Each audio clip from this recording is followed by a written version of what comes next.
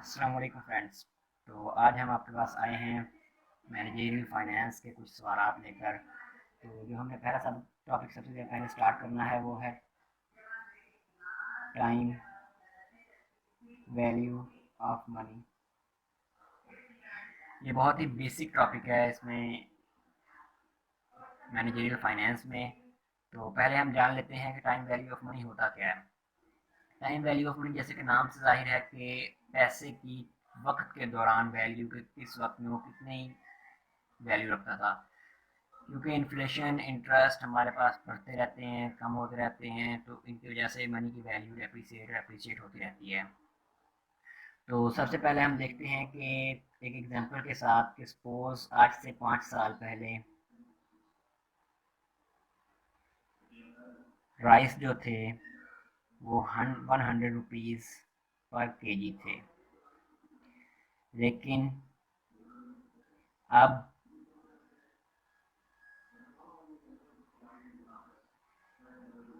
वही rice same quality 150 rupees पर KG हो गए हैं। तो अब कुछ तो हुआ है जिसकी वजह से प्राइस 150 हो गई है। क्वांटिटी वही है, क्वालिटी वही है, लेकिन प्राइस बढ़ गई है। क्यों? क्योंकि इस वक्त में 1 रुपए की कीमत कुछ और थी, अब 1 रुपए की कीमत कुछ और है। ये क्यों हुआ है? क्योंकि हमारे डेली बेस पे जो हमारे पास हो रहे हैं, ये इन्फ्लेशन के रेट की वजह से प्राइसेस अप जा रही हैं और मनी वैल्यू कम होती जा रही है। इसी तरह हम इनसे फ्यूचर वैल्यू हमें बाज़ दी होती है, हमने प्रेजेंट वैल्यू मालूम करनी होती है, बाज़ हमें प्रेजेंट दी होती है, हमें फ्यूचर मालूम करनी होती है। तो ये हमें ज़्यादातर प्रोजेक्ट्स में काम आता है। जब हम मुख्तलिफ प्रोजेक्ट्स पे काम करते हैं तो हमें ये चेक करना पड़ता है कि ये प्रोजेक्ट अब हमने इस प्रोजेक्ट की फ्यूचर में वैल्यू है वो देखनी है कि हमें कितने पैसे देगा, या फिर हम देखते हैं कि आज हमें इस प्रोजेक्ट ने इतने दे दिए, हमने कितने पैसे जो हैं वो इसके पास्ट में बनते थे हमारे पास। तो अब हम देखते हैं कि कैसे चेंज होता है। तो हमारे पास जो प्रेजेंट वैल्यू फाइंड करने का फार्मूला है वो है future value divided by 1 + r, और जितने ईयर्स हों हमारे पास। सपोज हमने यही एग्जांपल लेते हैं, हमने 5 साल का कहा था, तो हमारे पास फ्यूचर वैल्यू भी है, प्रेजेंट भी है, तो हम आर फाइंड कर लेते हैं। बल्कि बल्कि हम एक नई एग्जांपल ले लेते हैं, क्योंकि इसमें हमारे पास प्रेजेंट वैल्यू भी है, फ्यूचर वैल्यू भी है। तो हम पहले फ्यूचर वैल्यू को फार्मूले से लेते हैं। Present value multiply by 1 + r⁻n। तो अब हम देख लेते हैं कि हमारे पास इंटरेस्ट रेट क्या है। जो ये हमारे पास आर है ये क्या होगा? ये हम ले लेते हैं 8%। तो ईयर्स हमारे पास आ जाएंगे वही 5। तो हम लेते हैं कि जैसे आज के दौर में गंदम 1200 रुपये किलो है, तो आगे हम नेक्स्ट चलते हैं। 1200 रुपये मन है, सॉरी, किलो निकल गया मुँह से। तो हमारे पास प्रेजेंट वैल्यू है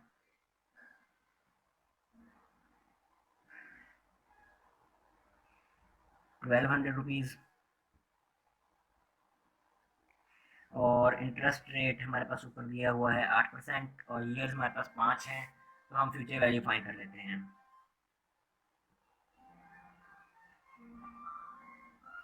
तो पहले हम प्रेजेंट वैल्यू को पुट करेंगे, मल्टीप्लाई बाय 1 + r, हमने कितना निकाला था 8%। तो 8% को हम 0.08 लिख रहे हैं, क्योंकि हमने इसका परसेंट खत्म कर दिया। जब हम परसेंट खत्म करेंगे तो 100 पे डिवाइड करेंगे। तो ऊपर हमने वही ईयर ले लिए हैं 5। अब हम इसको कैलकुलेट करते हैं। 1.08 × 5, ये हमारे पास आ जाएगा 1.469। 1.469 मल्टीप्लाई बाय 1200 मल्टीप्लाई बाय 1200। तो फ्रेंड्स हमने 1200 से इसको मल्टीप्लाई कर लिया है। जो हमारे पास आंसर आया है वो आप देख सकते हैं 1763 रुपये 19 पैसे। 1763 रुपये 19 पैसे, यानी कि 5 साल के बाद अगर ये 8% की इन्फ्लेशन के साथ ही बढ़ता रहे तो हमारे पास जो गंदम का रेट होगा वो 1763 रुपये 19 पैसे होगा। 190 पैसे कर लें। तो ये हमारा बिल्कुल एक बेसिक कंसेप्ट था। अब हम इसको उल्टा भी लेके चल सकते हैं। 1763 है तो हम इसमें अब फाइंड कर लेते हैं प्रेजेंट वैल्यू। तो 1763 बटा 1 प्लस 0.08 पावर 5, यही हमने फ्यूचर वैल्यू के लिए इसे पुट कर लिया है ताकि हमारे पास जो प्रेजेंट वैल्यू है वो 1200 रुपये आए। तो हम दोबारा इसे कर लेते हैं 1.08 इंटू 5, ये हो गया 1.469। 1763 ओवर 1.469। तो अब हम इसको डिवाइड कर लेते हैं 1199.86 1199.86। अगर हमने पॉइंट ख़त्म करना हो तो हम इस 8 को राउंड करते हुए इसको पूरा 1200 कर लेंगे। तो ये प्रूव हो गया कि हमारा क्वेश्चन बिल्कुल एक्यूरेट है।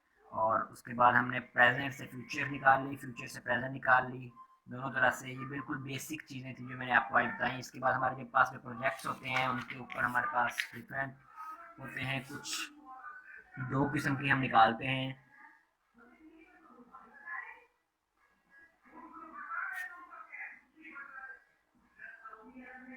हमारे पास जो प्रोजेक्ट्स के रिटर्न आते हैं हर साल वो दो किस्म के हो सकते हैं। ये तो हमने सिंगल एंट्री से किया है कि सिंगल रिटर्न, एक ही रिटर्न है हमारे पास। लेकिन आगे अब हम प्रोजेक्ट्स की तरफ जाते हैं तो हमारे पास दो तरह के रिटर्न आते हैं, एक एनुइटी और एक स्ट्रीमलाइन। इनमें फ़र्क क्या है कि एनुइटी हर साल सेम ही आएगा और स्ट्रीमलाइन जो है वो हर साल चेंज होता जाएगा। तो स्ट्रीमलाइन में हमारा फार्मूला वही रहेगा, present value multiply by 1 future value के लिए 1 प्लस आर का रेट एन, और प्रेजेंट वैल्यू के लिए F V over 1 plus R N. और एनुइटी में हमारे पास ये फार्मूला चेंज हो जाएगा। ये हमारे पास हो जाएगा फ्यूचर वैल्यू का payment multiply by 1 by R multiply by 1 minus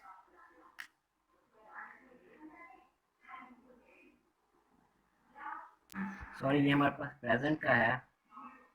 तो payment multiply by 1 by R multiply by 1 minus 1 by 1 plus R की पावर एन। तो अगर हम फ्यूचर का निकालें इसी तरह तो payment multiply by 1 plus R minus 1 over R. तो ये हमारे पास फ्यूचर वैल्यू का फार्मूला आ जाएगा। अब हम इसकी एग्जांपल ले लेते हैं कि एनुइटी में हमारे पास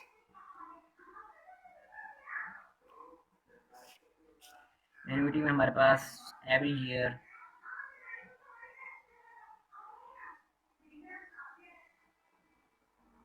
return is equal to 5000 rupees and duration है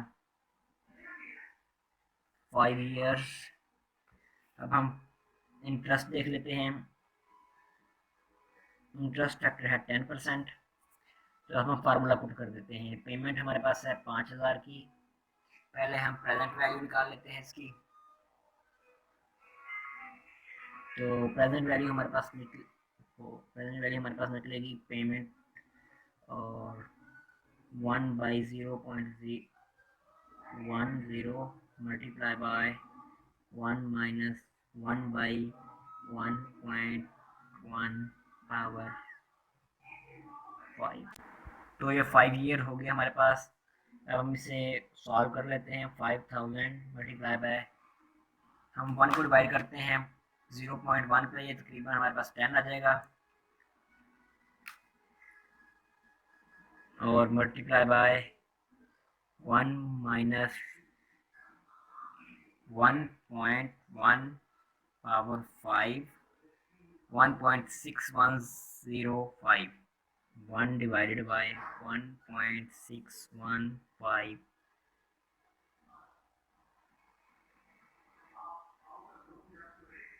तो ये हमारे पास हो गया 5000 multiply by 10 multiply by 1 divided by answer 0.6209, तो हम 1 माइनस 0.621 कर लेते हैं, और इसको करने के बाद 5000 multiply by 10 multiply by 1 minus answer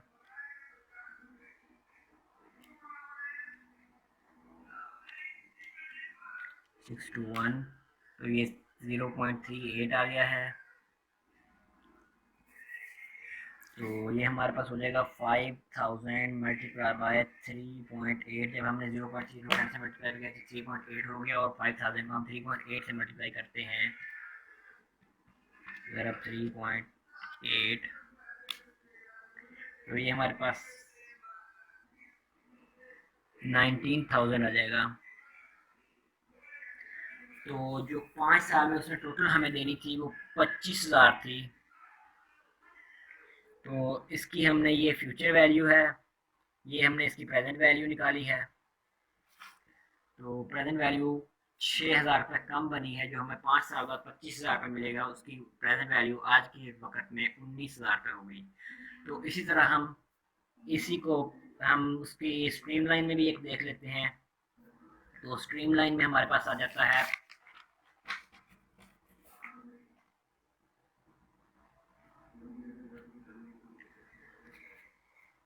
years 1 2 3 4 5, और रिटर्न्स पहले साल हमारे पास आया 6,000, दूसरे साल हमारे पास आया 3,000, तीसरे साल हमारे पास आया 2,000, चौथे साल हमारे पास आया 8,000, और ये कितने हो गए, 6 3 9 9 2 11 11 और 8 19, बाकी फिर 6 बच गया 25,000 करने को, तो ये 6,000 आया। अब हमारे पास हम present value interest factor PVIF लगाते हैं इधर। तो ये हमारे पास पहले साल पे लगेगा, ये तकरीबन होगा हमारे पास जी, चले हम इसे सॉल्व कर लेते हैं क्वेश्चन के साथ। तो इधर मल्टीप्लाई कर देते हैं इसे, और 1 प्लस आर, तो इंटरेस्ट हमारे पास वही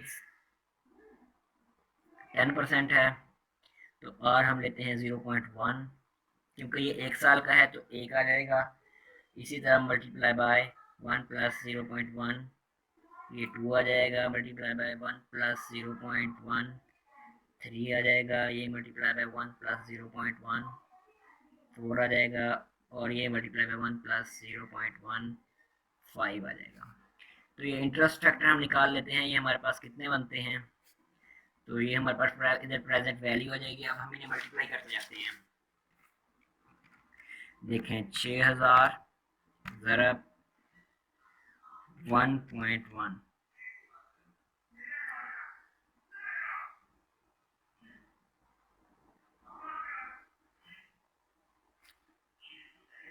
तो ये डिवाइड था, मल्टीप्लाई नहीं था, सॉरी,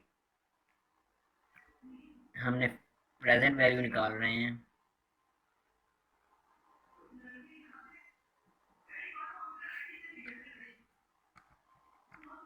डिवाइड बाय 1.1, तो पहले साल का हमारे पास आ जाएगा 5,455, क्योंकि आगे 5 है तो हमने राउंड कर दिया है 5,455। तो दूसरे साल का हमारे पास आ जाएगा डिवाइडेड बाय इंटू 1.1 की पावर 2, तो ये आ जाएगा हमारे पास 2479, ओके, अब हम तीसरे की जानिब बढ़ते हैं। ये ज़रा नहीं, सॉरी, डिवाइड है।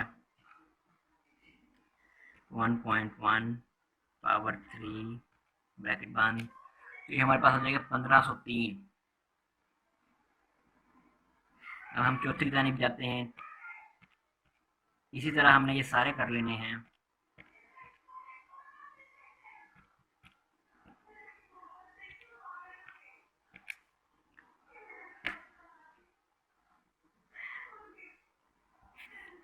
बहुत आसान है, इतनी मुश्किल नहीं है टाइम वैल्यू ऑफ मनी।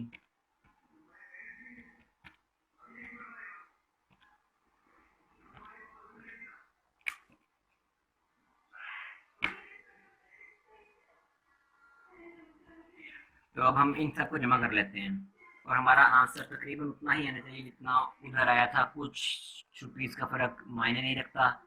5455 जमा 2479 जमा 1503 जमा 5464 जमा 3726, 18,627। उधर हमारे पास 19,000 आया था, इधर हमारे पास 18,627 आ रहा है। तो इतना सा फ़र्क कोई इतना ज़्यादा अहमियत नहीं रखता, क्योंकि हमने जो ये शॉर्ट किया है, हमने जो फिगर्स पॉइंट के बाद आते हैं हमने शॉर्ट कर देते हैं, तो ये इस वजह से इतना फ़र्क आ जाता है। इसका कोई इशू नहीं है। तो फ्रेंड्स, हमारी आज की ये वीडियो पूरी हो गई। नेक्स्ट वीडियो में इसका एडवांस थोड़ा सा लेवल एक बताऊंगा, जिसमें हमारे पास एनओटी की 2 एग्ज़ाम होंगी। तो आप वो वीडियो भी ज़रूर देखिएगा।